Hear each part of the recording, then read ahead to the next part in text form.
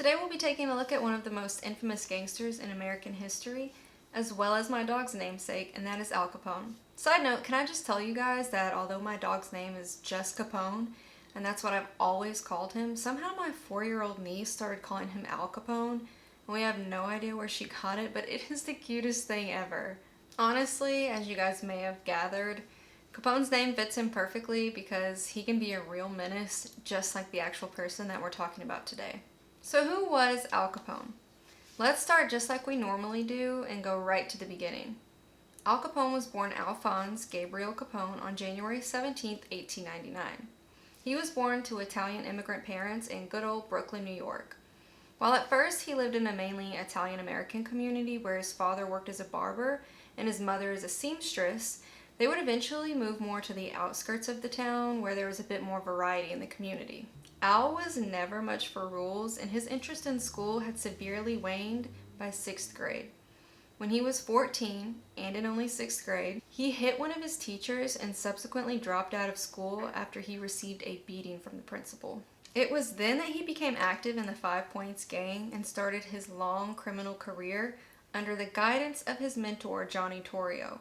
Unfortunately, it didn't take long for him to end up in a scrap at a brothel that resulted in a gnarly scar on his face, earning him the name he is said to have disliked, but that he's now well known by, Scarface. He actually worked at that brothel, called the Harvard Inn, starting around age 16 and ended up in several violent altercations, although it took just the one for him to gain his moniker of Scarface.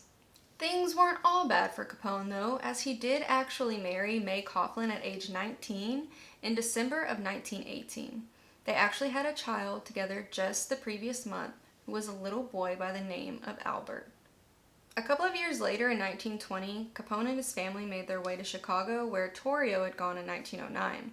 It didn't take long after Capone arrived in Chicago for Torrio's boss, Big Jim Colosimo, to end up dead, with rumors circulating that it was either Capone making way for Torrio or it was Torrio himself. His death did open the way for Torrio to take over the huge enterprise of existing brothels and gambling rackets, and also allowed for the addition of bootlegging to the mix.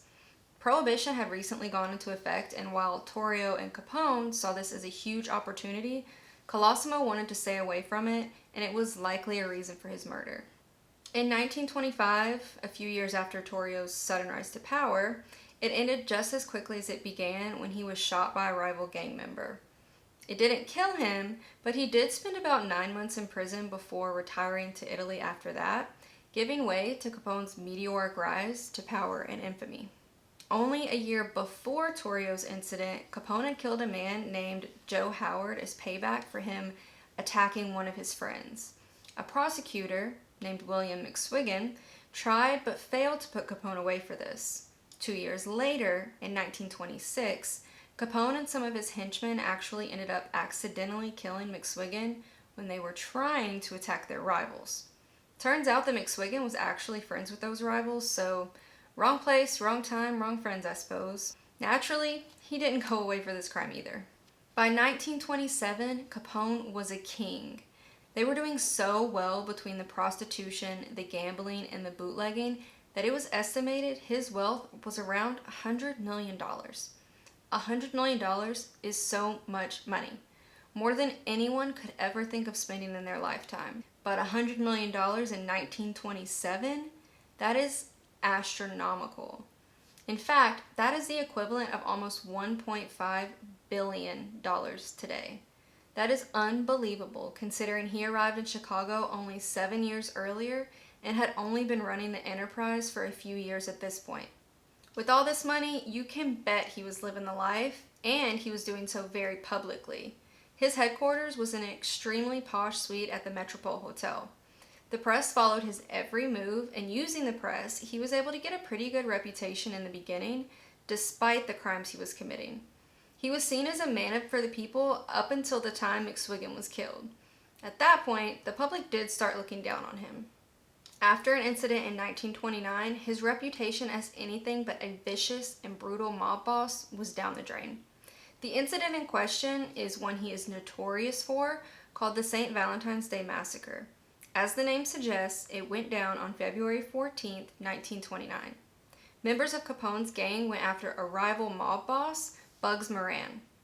They ended up gunning down several members of his crew, although Bugs himself had managed to avoid the slaughter. Capone may have been at his Miami home when the deed was done, but everyone knew who was really ordering the hits.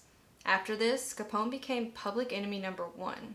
Now, you would think that the government could pick any one of his illegal activities to pin something on him. Al was a smart and careful man, though. They decided that the best way they could likely get him was for tax evasion. This plan started with a Supreme Court ruling in 1927 that said a bootlegger had to pay income tax on his illegal bootlegging activities. Don't ask me how it makes sense that they expect that. It is the US government, after all. Like I said though, he was a smart man. Everything he did with cash so that he wouldn't leave a trail. After the Valentine's Day massacre, they'd had enough, and even the president at the time, Herbert Hoover, was eager to take Capone out of the game.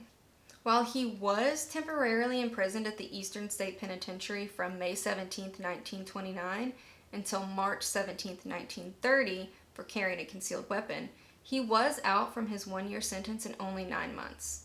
Side note, I actually saw his cell at the prison when I visited Philadelphia a few years ago, and it was so cool. There was a very clear difference between his cell and the others. Man, what can't money buy? The answer is apparently freedom in the case of Al Capone. The government had been working hard on the case against him for tax evasion. So hard that the federal grand jury actually met in secret regarding their investigation and the indictment itself, which was 22 counts of tax evasion totaling over an incredible $200,000, and that was kept a secret as well for fear of witness tampering. That indictment did become public on June 5th, 1931. 1 week later, Capone, as well as other members of his gang, were all charged with prohibition violations. On October 18th of that year, Capone was found guilty on 3 of those 23 charges and was sentenced to 11 years in federal prison. He was fined $50,000. He was made to pay $7,692 in court costs, and he was charged $215,000 in back taxes.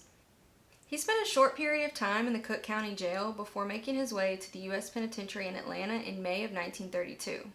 Not long after, he headed out to be in the inaugural group of prisoners at the brand new Alcatraz prison in 1934.